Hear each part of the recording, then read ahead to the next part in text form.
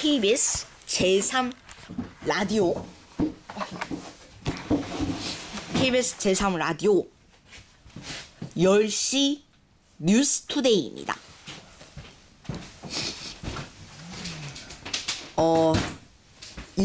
일반 수당인 기본급을 3% 인상하는 내용이 담긴 국회 사무처 예산안을 지난 17일 의결해 예산결산특별위원회로 넘긴 것으로 25일 확인됐습니다.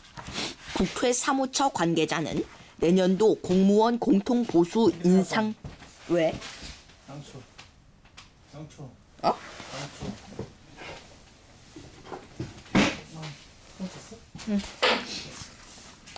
국회 사무처 관계자는 내년도 공무원 공통보수 인상률인 3%가 국회의원 세비에도 똑같이 적용된 것이라고 설명했습니다. KBS 뉴스 장상진, 김아진이었습니다.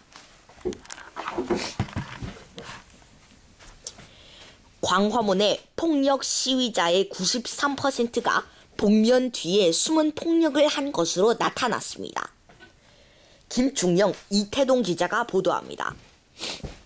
지난 14일 서울 도심에서 열린 민중 총궐기 시위 때 경찰을 상대로 폭력을 휘두른 증거가 확보된 시위대는 594명이며 이 중 93%가 마스크 등 복면으로 얼굴을 가리고 있었다고 경찰이 25일 밝혔습니다. 경찰 고위 관계자는 체증 자료 분석 결과 594명 가운데 441명, 즉 74%는 신원을 확인할 수 없었다며 대부분 복면으로 얼굴을 숨겼기 때문이라고 했습니다. 경찰관들한테 폭력을 휘두른 19은 복면 시위꾼이고 이 중 상당수는 신원을 파악할 수 없어 처벌하기 어렵다는 것입니다. 경찰은 신원을 확인한 153명에 대해서는 소환 조사를 하고 손해배상 소송도 제기할 계획입니다. 새누리당 정가변 의원은 이날 경찰이 질서를 유지할 수 없는 불법 집회, 시위의 경우 복면 착용을 금지하는 내용의 집회 및 시위에 관한 법률 개정안을 발의했습니다. 박근혜 대통령은 24일 국무회의에서 복면 시위는 못하도록 해야 한다고 말했습니다. 한편 경찰은 한상균 민노총 위원장이 서울 종로구 조계사로 숨어들도록 도운 혐의로 이영주 민노총 사무총장과 배태선 조직쟁의실장에 대해 지난 24일 압수수색을 실시했습니다. 경찰은 조계종 화증위원회가 민노총과 경찰을 중재하겠다고 밝힌 데 대해 한 위원장 등 폭력 시위 주도자들이 전원 자진 출석하고 준법 시위 선언 등을 하기 전엔 대화는 없다고 밝혔습니다. KBS 뉴스 김충영, 이태동이었습니다.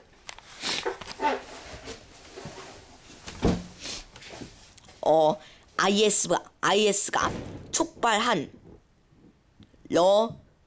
촉발한 터키 냉전으로 버락 오바마 미국 대통령과 푸틴 러시아 대통령이 정면 충돌했습니다. 파리 이성훈 특파원이 보도합니다.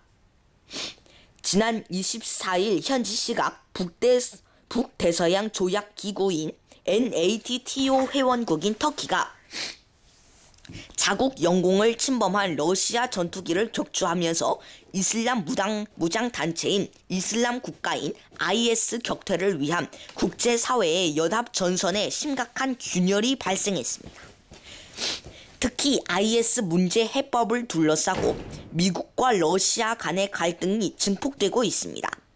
결국 IS 격퇴가 늦어지면서 전 세계의 테러 공포도 지속될 것이라는 지적이 나오고 있습니다.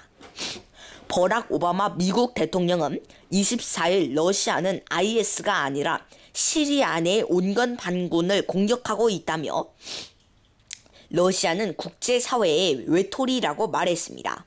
미국과 러시아가 IS를 둘러싸고 갈등하는 것은 시리아의 알 아사드 정권에 대한 입장이 극명하게 갈리기 때문입니다. 미국은 IS 격퇴전을 펼치면서 아빠 때부터 45년째 시리아를 통치하는 알 아사드 시리아 대통령도 함께 축출하는 것이 목표입니다. 반면 러시아는 시리아 내 IS를 격퇴하기 위해선 알 아사드 정권을 지원해야 한다는 입장입니다. KBS 뉴스 이성훈입니다.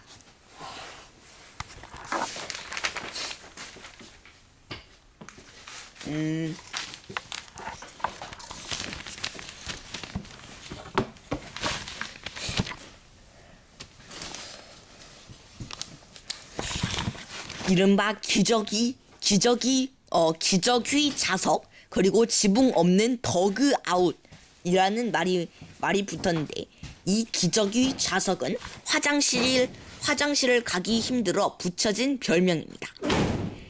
이런 기저귀 자석과 지붕 없는 더그 아웃이란 별명이 붙은 이런 고척돔은 21세기의 최악 돔구장이라고 말을 하고 있습니다. 손장훈 기자가 보도합니다.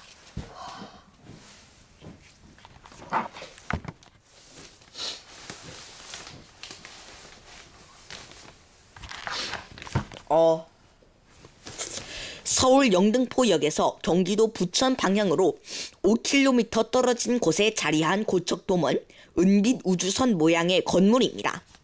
18,076명을 수용할 수 있는 규모로 지어졌습니다. 화려한 외관과 달리 실내는 미로 같은 구조라서 동선을 파악하기 어렵다는 평가가 나옵니다. 지하 주차장에서 연결된 통로는 엘리베이터 하나와 계단 하나뿐입니다. 17인승인 이 엘리베이터를 못타면 계단을 이용해야 하는데, 안내문도 제대로 붙어 있지 않아 어디로 나가야 하는지 헷갈리기 알맞습니다. 혹시라도 출입구를 잘못 찾아 들어가면 아예 건물 밖으로 나와야 합니다. 고척돔은 외야석과 내야석을 연결하는 통로도 따로 없습니다. 내년 4월 1일 프로야구가 시작되면 팬들은 주차 대란도 각오해야 할 전망입니다. 고척돔의 주차 면수는 492면에 불과합니다. 경기장에서 주차장을 잡지 못할 경우 구로 공구 상가의 주차장 등을 이용해야 하는데, 이곳에서 고척돔까지는 20에서 30분가량을 걸어야 합니다. 그나마 이용할 수 있는 경기장 외부 대체 주차 공간은 200에서 300대가량에 불과할 것으로 서울시는 추산하고 있습니다. 주차 면수가 1300면에 달하는 잠실구장에서도 야구 경기가 벌어지면 주차가 어려워 옆에 고수부지와 탄천 주차장 등을 이용해야 합니다. 넥센 팬인 최기천 씨는 예전엔 가족들이랑 차를 타고 야구를 보러 갔었는데 내년에는 어려워지는 것 아니냐고 했습니다. 어렵게 구장 안에 들어가서도 여러 불편을 경험하게 됩니다. 고척돔의 전장은 회색이라 하늘에 뜬 공을 식별하기 어려운 색 증발 현상이 나타납니다. 때로 선수들이 평범한 플라이 공을 놓칠 정도입니다. 쿠바와의 평가전을 뛰었던 김현수 두산 선수는 하늘에서 갑자기 볼이 나타나는 것 같은 느낌을 받았다고 말했습니다. 고척 구장을 찾은 김지빈 씨는 잠깐이라도 한눈 팔았다간 파울공에 맞을 수도 있을 것 같다고 말했습니다. 4층 관람석은 등산을 한다는 느낌이 들 정도입니다. 경사도가 35도로 목동 구장 즉 29도보다 훨씬 가파릅니다. 쿠바전을 관전했던 한성윤 씨는 4층 관람석을 오르내리려면 정신 바짝 차려야 할 것 같다며, 관전하면서 맥주 마시는 건 꿈도 못 꾸겠다며 자칫해 넘어지면 크게 다칠 수도 있을 것이라고 했습니다. 특히 최대 31개까지 일렬로 붙여놓은 일부 좌석은 관중에게 큰 불편을 초래할 전망입니다. 다른 구장의 경우 15개 정도만 일렬로 붙어 있습니다. 게다가 고척돔은 앞뒤 좌석의 간격도 좁아 문제점으로 지적됩니다. 체구가 큰 성인 남성이 앉으면 앞 좌석에 거의 무릎이 닿을 정도이기 때문에 중간에 일어서서 밖으로 나가기가 어려울 정도입니다. 전광판도 가로 24m, 세로 7.6m로 국내 9개 프로 야구장 중 가장 작습니다. 지난해 넥센이 썼던 목동 구장만 해도 가로 25.3m, 세로 10m였습니다. 요즘 야구장은 여성 관객이 40%가 넘을 정도이지만 이들을 위한 배려도 아쉽다는 지적입니다. 아이를 동반한 여성을 위한 키드존도 없고 수유실 등의 편의시설도 아직 마련되지 않았습니다. 고척돔에서 경기를 치러본 선수들도 시설에 불만을 나타냈습니다. 제일 많이 지적한 부분은 지붕 없는 더그아웃이었습니다. 대표팀 김인식 감독은 선수들의 머리 위로 파울볼이나 관중이 던진 오물이 날아들 수 있다고 걱정했습니다. 그라운드 옆에 바로 볼펜이 있는 여타 구장과 달리 투수들이 지하 1층으로 26개 계단을 내려가서 연습 투구를 해야 합니다. 이런 불편 때문에 선수들은 지하 불펜을 쓰는 대신 1에서 3루 더그아웃 바로 앞에서 몸을 풀기도 합니다. 직선 파울볼이라도 날아오면 위험할 수 있습니다. 선동열 대표팀 코치는 코칭 스태프가 불펜 투수들의 연습 투구 상황 체크도 못한다고 말했습니다. 한 고교팀 감독은 관중이 별로 오지 않은 아마추어 경기는 할 수 있겠지만 이곳에서 프로팀 경기를 하려면 대대적인 보수가 필요할 것이라고 말했습니다. KBS 뉴스 손장훈입니다.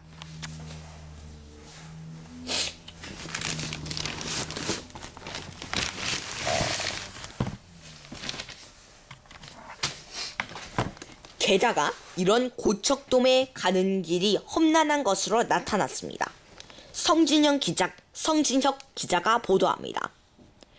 고척 스카이돔 주변은 서울 서남권에서 가장 교통이 혼잡한 지역으로 꼽힙니다. 평소 저녁 6시 무렵 서울시청에서 스카이돔까지 가는 경로를 승용차의 내비게이터로 찍으면 거리는 약 17km이고 주행시간은 1시간 이상 걸리는 걸로 나옵니다. 퇴근 시간이 아니어도 양화대교 남단에서 경인고속도로 입구 서부간선도로까지는 교통량이 많습니다. 또 경기장 앞 고척교 교차로는 상습적인 정체 구간입니다. 본격적인 퇴근 시간에 걸리거나 비가 내려 주행 여건이 나쁜 날에 차 안에서 2시간 이상을 허비하는 경우도 생깁니다. 서울 동남권이나 동북권에 사는 사람이 올림픽대로나 강변북로를 거쳐 스카이돔으로 갈 때도 교통체증 문제는 피할 수 없습니다. 서울시가 조사한 지난 1월 스카이돔 인근 경인로의 평상시 자동차 평균 속도는 시속 20.5에서 24.7km였습니다. 내년에 넥센 히어로즈가 스카이돔을 홈 경기장으로 삼고 프로야구 경기를 하는 날엔 자동차들이 시속 17km 이하의 거북이 운행을 할 것이라는 예측이 나오고 있습니다.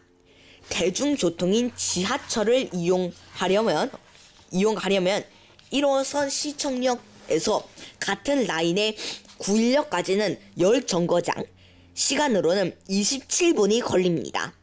어린이를 동반한 가족 단위 관람객이라면 역에서 스카이돔까지 20분은 걸어야 합니다. 이형삼 서울시 체육정책과장은 고척돔은 원칙적으로 대중교통 위주의 구장이라면서 9일역 서쪽 출구 공사가 내년 봄 무렵 끝나면 경기장까지 이동 시간을 줄일 수 있을 것이라고 말했습니다. KBS 뉴스 성진혁입니다.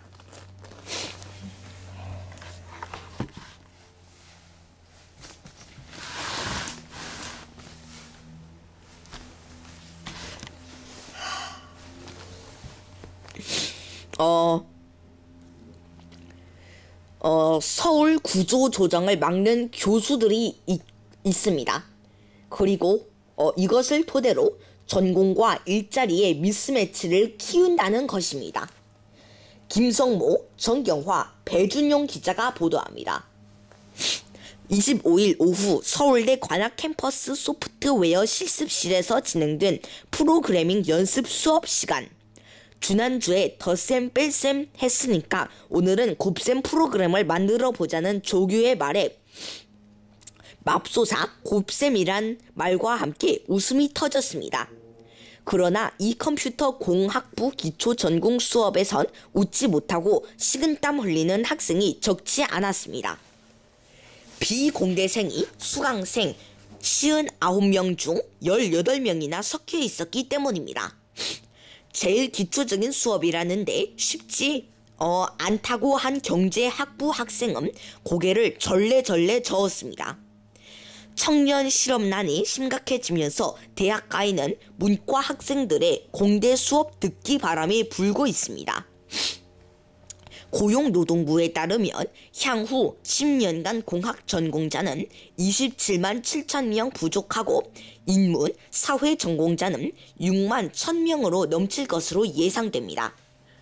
독일 대학보다 한국 대학의 독어 동문학과가 더 많은 것 같다는 말까지 나오는데 이런 상황은 개선해야 하지 않겠느냐고 황우여 교육부 장관은 올해 초 본지 인터뷰에서 공급자 위주의 현행 대학 교육은 바뀔 필요가 있다며 이렇게 말했습니다. 사회 수요에 맞도록 학과 조정 등을 포함한 대학 교육의 변화를 이끌어내겠다는 의미였습니다. 전공 일자리 미스매치의 심각성은 대학들이 인식하고 있습니다. 건국대는 기존 15개 단과 대 73개 전국 학과를 63개 학과로 통합하기로 했고 한양대는 자연, 공학, 인재의 금융계 진출은 시대적 흐름이라며 2017 학년도부터 경영학과 신입생의 10% 이상을 이과 출신으로 뽑기로 했습니다. 하지만 아직 많은 대학은 교수 사회의 저항에 직면하고 있습니다. 우리 학과 통폐합은 절대 안 된다며 반발하고 있기 때문입니다. 예컨대 중앙대는 올해 초 학과제 폐지를 골자로 하는 학제 개편안을 발표했지만 학내 반발에 부딪혀 주춤하고 있습니다. 2016년도 신입생부터 학과가 아닌 단과대별로 학생을 모집한 후 학생들이 2학년 2학기 때 과를 선택하게 하고 학생들의 선택을 받지 못한 학과는 정원을 점차 줄이려는 계획이었습니다. 기존의 인문, 사회, 예체능 중심으로 운영되는 숙명여대는 내년에 첫 공대 신입생이 입학합니다. 숙대 측은 사회는 계속 변하는데 현재의 대학 학과 구조는 수십 년째 바뀌지 않았다면서 대학 진학률이 세계 최고 수준인 한국에선 대학이 학생들의 취업에 대한 답을 내놓아야 한다고 판단했다고 밝혔습니다.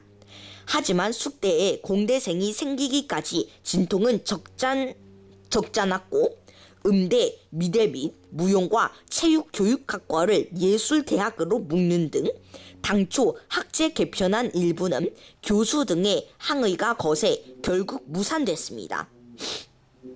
영남대 역시 최근 진로, 취업 중심으로 학과를 개편하고 정원을 조정하느라 안간 힘이지만 정원이 줄어들 것을 우려하는 교수들의 반발이 적지 않은 상황입니다. 대학 입학 전부터 적성이 아닌 수능 점수 맞춘 대학 학과 진학도 문제입니다. 20년간 대입 상담을 한 입시 전문가는 우리나라 수험생 중 약 20%는 소신껏 학교나 학과를 정하지만 나머지 80% 정도는 입시 점수에 맞춰 학과를 들어간다고 봐도 무방하다고 했습니다. 한국교육개발원에 따르면 계열별 취업률은 의학 계열 81.4%에서 가장 높고 공학 75%, 자연 61.7%, 사회 61.5%, 예체능 61.4%, 인문 58%, 교육 51.7% 등 순으로 집계됐습니다. 인구론의 인문계 학생 중 90%가 논다란 자조적인 말까지 나왔습니다. 입학과 동시에 취업되는 학과로 부전공, 이중 전공하는 건 필수가 됐고 남들 따라 토익 점수, 해외 연수 등 천편일률 스펙 쌓기에 매달리는 세태도 이어집니다. 이렇게 대학생활 한 졸업생들의 대학 기업의 만족도는 낮습니다. A기업 인사과장은 뽑고 싶은 인재와 뽑힌 인재 사이의 간극이 워낙 커서 재교육하는 데 많은 비용을 들여야 한다고 했습니다. OECD는 전공과 일자리의 불일치 때문에 결국 생산성이 떨어지고 필요 없는 공부를 위해 쓴 비용이 GDP의 1%를 넘었다고 분석했습니다. 김희삼 한국개발연구원 KDI 인적자원정책연구부장은 한국에서 대학 전공과 직장에서의 직무 불일치 문제나 산업 수요에 맞지 않는 인재 양성과 같은 문제를 바꾸기 위해선 교육 시스템을 전면 재점검하는 기회를 가지는 게 시급하다고 말했습니다. KBS 뉴스 김성모, 정경화, 배준용이었습니다.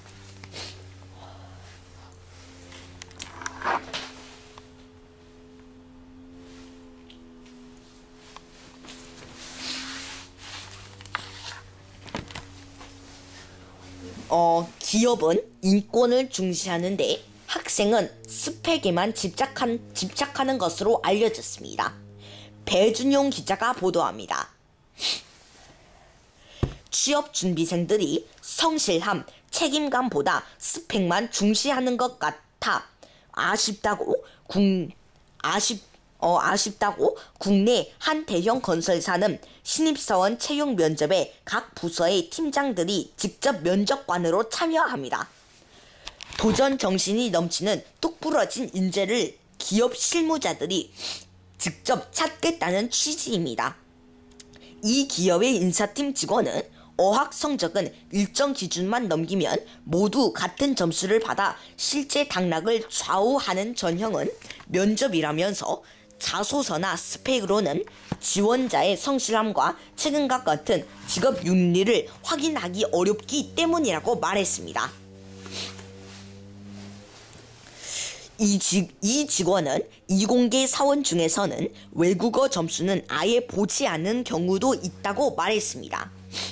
점점 심각해지는 청년 취업난에 대학생들이 스펙 쌓기에 몰입하고 있지만 정작 기업 인사 담당자들은 지원자의 스펙보다 인성을 더 중요하게 평가한다는 조사 결과가 나왔습니다. 한국고용정보원 김은식 연구위원이 지난 5월 대학생 600명과 기업 인사 담당자 100명에게 외국어 능력과 대인관계, 직업윤리 등 20개의 구직 역량 중에서 취업과 첫 직장 적응에 가장 필요한 것이 무엇이냐고 물었습니다. 조사 결과 대학생들은 외국어 능력이 가장 중요하다고 대답한 반면 기업 인사 담당자들은 직업 윤리가 가장 중요하다고 답했습니다. 반대로 대학생들은 직업 윤리가 가장 중요하지 않다고 답했고 인사 담당자들은 외국어 능력이 가장 중요하지 않다고 답했습니다. 취업 준비생과 기업 채용 담당자가 취업에 중요하다고 생각하는 요소가 완전히 상반된 것입니다. 취업 준비생들은 외국어 능력에 이어 구직 서류 작성 능력, 구직 희망 분야 이해도 자기 이해가 중요하다고 답한 반면 기업의 인사 담당자들은 직업 윤리 다음으로 도전 정신, 자기 이해, 긍정적 가치관 등이 중요하다고 답했습니다. KBS 뉴스 배준용입니다.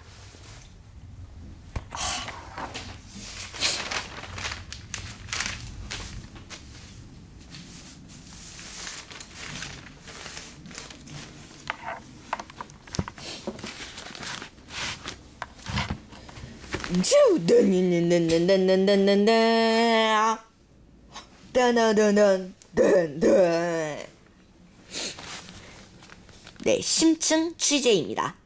오늘 심층 취재할 내용은 공무원 봉급 인상에 편승해 놓고 몰랐다는 의원들이라는 기사로 심층 취재하겠습니다. 오늘 함께 해줄 금동현 전문가 나왔습니다. 네. 공무원 봉급 인상에 편승해 놓고 이것을 몰랐다고 하는 의원들이 있는데 이건 어떤 소식입니까? 네, 앞서 기획재정부는 공무원 임금을 3.0% 올리는 내용을 내년도 예산안에 편성해 국회에 제출했습니다. 세비는 일반 수당과 입법, 특별활동 지원비 등으로 나뉘는데 이번 인상안에 따르면 이 가운데 일반 수당이 기존 연 1억 원에서 1억 300만 원으로 오른다고 합니다. 그 외 입법, 특별활동 지원비와 관리 업무 수당 등은 동결됐다고 합니다. 이 안이 예결특위를 거쳐 본회의에서 최종 확정되면 2016년도 국회의원 1인당 세비는 올해 1억 4,737만 원에서 약 2%가 오른 1억 5,037만 원이 된다고 합니다. 이에 대한 본지 취재에 여야 운영 의원들은 한결같이 몰랐다는 입장을 보였는데요. 국회 운영위원장인 새누리당 원유철 원내대표는 본지 통화에서 세비 인상은 처음 듣는 이야기라고 했답니다. 새정치민주연합 박광온, 박수현 의원 등도 금시초문이라고 했답니다. 기획재정부가 작성해 올리고 자신들의 심사한 2016년도 국회 소관 예산안에는 국회의원 세비 항목이 구체적으로 나와 있지 않았다는 것입니다. 운영위 전체 회의와 예결심사소위 회의록에 따르면 여야 의원들은 의원 수당 등에 대한 언급 없이 해당 예산안을 통과시킨 것으로 나와 있답니다. 국회 운영위 예산결산심사소위원장인 이춘석 새정치연합 원내수석 부대표는 그렇지 않아도 국회에 대한 여론이 좋지 않고 지금 올린다고 국회의원들이 내년에 다시 당선된다는 보장도 없는데 현 시점에 우리가 세비를 일부러 올렸을 리가 없지 않느냐고 했습니다. 하지만 국회 관계자들은 심사 과정에서 자신들의 급여와 관련된 항목이 있으면 들여다봤을 것으로 생각하는 게 정상 아니겠느냐며 의원들이 인상 사실을 알고 있었다라면 회의 과정에서는 이를 굳이 언급할 필요가 없었을 것이라고 말했답니다. 실제로 의원들은 자신들의 급여를 동결하는 것에 그동안 부정적 입장을 보여왔습니다. 새누리당의 경우 작년 말 보수혁신특별위원회에서 세비 동결이 포함된 혁신안을 냈지만 의원총회를 거치면서 이 부분을 빼기도 했습니다.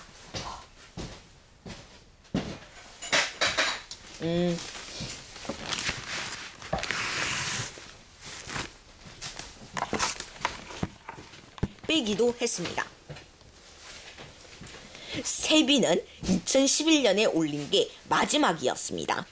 당시 18대 국회는 임기 막바지에 일반 공무원과의 형평성을 맞춰야 한다며 잇따른 동결로 차관보급까지 떨어졌던 세비를 장관급에 맞춰놨었습니다. 그 뒤 올해까지 3년간 동결되어 왔습니다. 여야는 지난해에도 기획재정부로부터 공무원 공통보수 인상률에 맞춰 세비를 3.8% 올리는 안을 제출받았다가 운영위를 거치며 동결했었습니다. 하지만 올해는 운영위가 이를 그대로 통과시킨 것입니다. 여야는 2012년 대선을 앞두고는 앞다퉈 세비 삭감을 약속했었습니다. 당시 민주당이었던 현 새정치연합의 박지원 의원은 당 소속 의원 전원의 서명으로 일반 수당을 30% 삭감하는 내용의 법안을 제출했었습니다. 이 법안에 대해 새누리당 이한구 당시 원내대표도 처리에 동의했지만 이후 3년째 계류 중입니다. 이렇게 자기가 받는 월급을 자기가 올릴 수 있다니 그거 참 신기한 일이군요. 지금까지 금동현 전문가였습니다. 네네.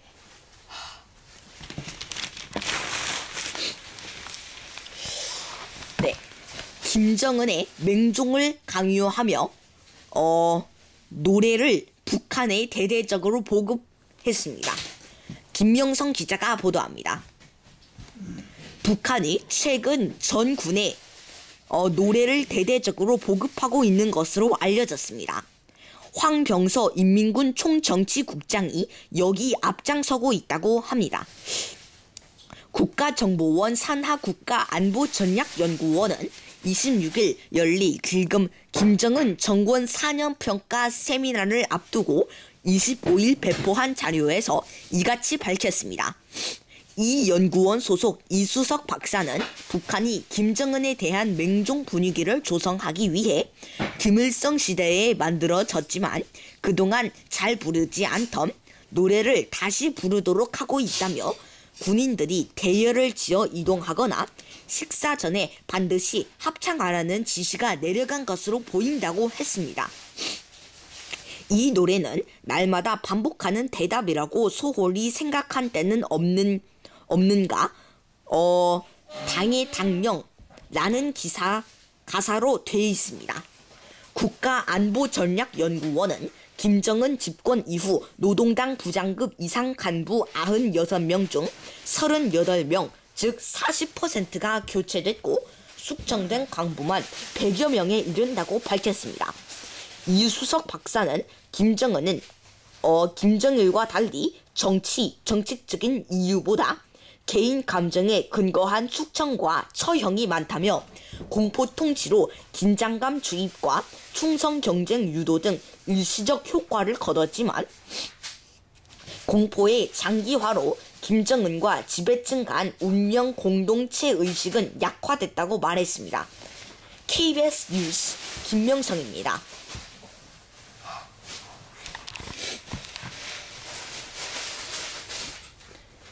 국토부의 2차관인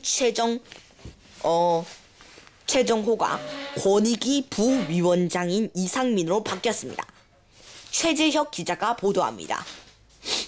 박근혜 대통령은 25일 국토교통부 2차관에 최정호 국토부 기획조정실장을 선임하고 중앙행정심판위원장을 겸직하는 국민권익위원회 부위원장에 이상민 법무법인 율촌 변호사를 내정했습니다. 성균관대 행정학과를 졸업한 최 차관은 행시 28회로 서울지방항공청장과 국토부 대변인 등을 거쳤습니다. 서울대 법대 출신의 이 변호사는 대법원 재판연구관 새누리당 정치쇄신특위위원 18대 대통령 직인 수비 정무분과 전문위원 등을 지냈습니다. KBS 뉴스 최재혁입니다.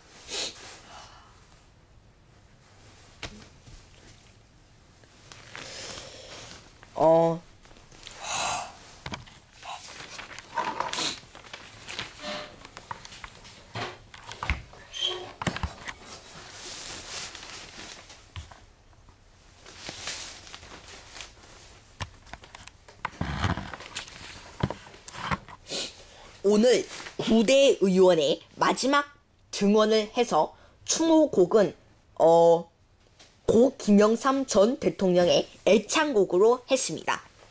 최희명 기자가 보도합니다. 지난 22일 서거한 김영삼 전 대통령의 국가장 연결식이 26일 국회의사당 본관 앞뜰에서 엄수됩니다. 김 전 대통령의 유해는 고인이 살았던 상도동 사절을 거쳐 장지인 서울동작구 국립서울현충원에 도착해 영면에 들어갑니다. 행정자치부는 유족과의 협의를 거쳐 영결식과 안장식, 운구 절차 등을 최종 결정했다고 25일 발표했습니다. 김 전 대통령의 운구 행렬은 26일 오후 1시 25분 서울 종로구 서울대학교 병원 빈소에서 출발해 영결식 장소인 국회의사당에 도착합니다. 장례를 검소하게 치르겠다는 유족의 뜻에 따라 노제와 추모제는 지내지 않기로 했습니다. 영결식은 오후 2시부터 김동건 전 KBS 아나운서의 사회로 1시간 20분간 진행됩니다. 영결식에는 유족과 친지 100여 명, 장례위원 2,000여 명, 해외 조문사절 80여 명, 각계 인사 7,900여 명 등 10,000명 이상이 참석할 것으로 행자부는 예상했습니다. 장례위원장인 황교안 국무총리가 조사를, 김수환 전 국회의장이 추도사를 맡습니다. 국가장 절차에 따라 고인의 종교인 개신교 의식을 시작으로 불교, 천주교, 원불교 순으로 4대 종교 의식을 거행합니다. 개신교 의식은 고인과 가까웠던 김장환 수원중앙 침례교회 목사가 인도합니다. 추모곡은 바라톤 최현수 한국예술종합학교 교수와 국립합창단, 구리시립소년합창단이 함께 청산의 살리라를 부릅니다. 이 곡은 김 전 대통령이 생전 좋아한 노래 가운데 유족이 선택한 것이라고 행자부는 밝혔습니다.